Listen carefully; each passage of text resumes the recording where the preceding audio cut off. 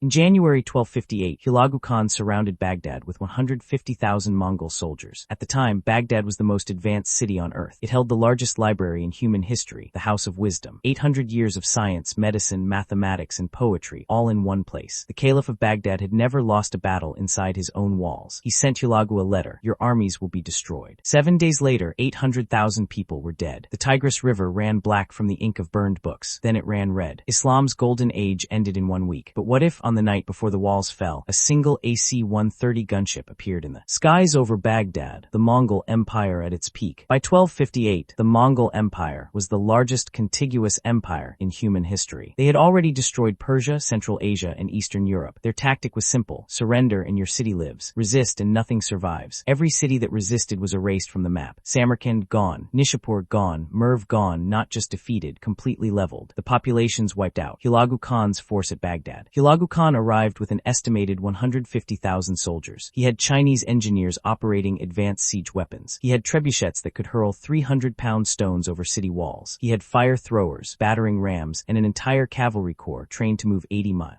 Baghdad's walls were thick, but they were built for a different era. The Caliph al-Mustasim had an army of 50,000 inside the city. On paper, it looked like a real fight. What happened in reality? The Mongols spent 12 days bombarding the walls. When the walls cracked, Hulagu's cavalry poured through every breach simultaneously. The Caliph surrendered on February 10th. What followed was one of the most devastating massacres in human history. The Mongols killed between 200,000 and 800,000 people in the following week. The House of Wisdom, containing centuries of irreplaceable knowledge, was thrown into the Tigris. Scholars say the river ran so dark with ink that you could not see through it. This was the moment the Islamic Golden Age effectively ended. Baghdad never fully recovered. That is what 150,000 Mongols could do in 7 days. No air force, no radar, no problem. So what exactly are we dropping into this nightmare? What is the AC-130 Spectre? The AC-130 Spectre is not a fighter jet. It is not a bomber. It is a flying fortress, a cargo plane converted into the most terrifying close-air support weapon ever built. It is 97 feet long. It weighs 75 tons fully loaded. It flies at 300 miles per hour and can circle a target for hours. On its left side, it carries 3 weapon systems firing simultaneously: a 25 Gatling cannon firing 1,800 rounds per minute, a 40 Bofors cannon accurate to within meters at 7,000 feet altitude, and a 105 howitzer, the same gun used on ground artillery, mounted on an aircraft. To give you a sense of scale, one burst from the 105 howitzer creates an explosion the size of a house. The Gatling cannon can put a bullet in every square foot of a football field in under a minute. AC-130's key advantage in 1258. The AC-130 is a night operations aircraft. It uses thermal imaging, infrared sensors, and night vision to fight in complete darkness. The Mongols would not see it. They would not hear it until it was directly above them. By the time they looked up, the first rounds would already be landing. The Mongols had no anti-aircraft weapons. They had no radar, no missiles, no way to reach something flying at 7,000 feet. They had bows and arrows. This sounds like an easy victory. But there is a problem, a very serious problem. The AC-130 carries enough ammunition for roughly 4 to 6 hours of sustained combat. After that, it is just a slow plane with no weapons, deep in enemy territory, with no runway, no fuel truck, and no way home. 1 gunship, 13 crew, against 150,000 soldiers. The clock is ticking from the moment it arrives. Phase 1 first contact. It is January 28, 1258, 2 a.m. The Mongol siege camp stretches for miles around Baghdad's walls. 150,000 soldiers sleep in formation. Cavalry units, siege crews, supply lines. From 7,000 feet up on thermal imaging, they look like a carpet of heat signatures. The AC-130 begins its orbit, a slow left-hand circle above the northern siege line. The fire control officer identifies the trebuchet positions first, 6 of them, each one capable of bringing down a section of wall. He marks them. The pilot holds the circle steady. The first 105 round fires at 2:04 a.m. The Mongols hear nothing until the explosion. The largest trebuchet on the northern line disappears in a ball of fire. No one in the camp knows what just happened. There is no engine sound they recognize, no arrow, no catapult, just fire from the sky with no warning. Phase 2, the Mongols react. Hulagu Khan wakes up to chaos. His generals report that siege weapons are being destroyed, one by fire from above. He immediately orders his cavalry to scatter, spread out, reduce the target density. He orders archers to fire at the sky in the direction of the sound. 10,000 arrows fly upward into the darkness. Not a single one comes close. The AC-130 is at 7,000 feet. The maximum effective range of a Mongol composite bow is 500 feet. Hulagu then does something brilliant. He orders his men into the city, directly through the breach they made in the southern wall. The day before, his logic, if this weapon attacks from above, then going underground into Baghdad's streets, removes the angle of attack. The buildings will block the fire. He is correct, and 40,000 40,000 Mongol soldiers begin flooding into the southern districts of Baghdad. Phase 3, the AC-130's limit. It is now 4:30 a.m. The AC-130 has been circling for 2.5 hours. The 105 howitzer has fired 43 rounds. It has 57 remaining. The 40 has fired 1,200 rounds. It has 600 remaining. The Gatling cannon is at 60% capacity. And 40,000 Mongols are already inside the city. The AC-130 cannot fire into a dense urban environment without killing the civilians it came to. The pilot reports to command, "We are losing the southern districts." The crew has a decision to make. Burn through the remaining ammunition, destroying the siege lines outside, and let the men already inside run loose, or pull back, conserve, and wait for dawn. But at dawn, the AC-130 is visible, and a visible slow-moving aircraft with no fighter escort is a target even for Mongol archers on the city walls. They choose to push. Phase 4, the decisive moment. It is 1 mile outside the eastern wall. Surrounded by his personal guard, 3,000 of the finest cavalry in the Mongol Empire. The 105 howitzer locks in. 1 round. Direct hit on the command tent. Hulagu Khan survives. He was not inside. He was with his cavalry. But his senior generals, his battle maps, and his communication structure are gone. For the first time in the siege, the Mongol army has no coordinated orders. Units outside the wall wait. Units inside the city stop advancing. The cavalry that flooded the southern districts begins retreating without orders to hold. They fall back. The defenders of Baghdad use the confusion. The caliph's 50,000 soldiers seal the breach in the southern wall. By sunrise, the Mongols inside the city are trapped, cut off from the main force. At 6:40 a.m., the AC-130 reaches minimum ammunition threshold. It breaks orbit and turns east. Its job is done. Below it, Baghdad is still standing. So does Baghdad survive? In this scenario, yes, but barely. The AC-130 destroyed the Mongol siege weapons, decapitated the command structure, and bought enough time for the defenders to seal the breach. But 40,000 Mongols are still trapped inside the southern districts. Without air support, those men have to be fought on the ground street by street. That battle lasts weeks, and Hulagu Khan does not simply leave. He waits, he resupplies, he sends for reinforcements. The question is whether Baghdad can hold long enough for him to give up, which historically the Mongols rarely did. The real lesson here is not about the AC-130. It is about what one single night of disruption can mean. The entire siege of Baghdad succeeded because the Mongols never lost momentum. One weapon, one night. An unbroken chain of command broken. That is what changes history, not armies, moments. That's your late night what if scenario. Now I want to know yours. What modern weapon would you drop into history's most one-sided battle? Drop it in the comments. I read every single one. And if this gave you something to think about at 2 a.m., you know what to do.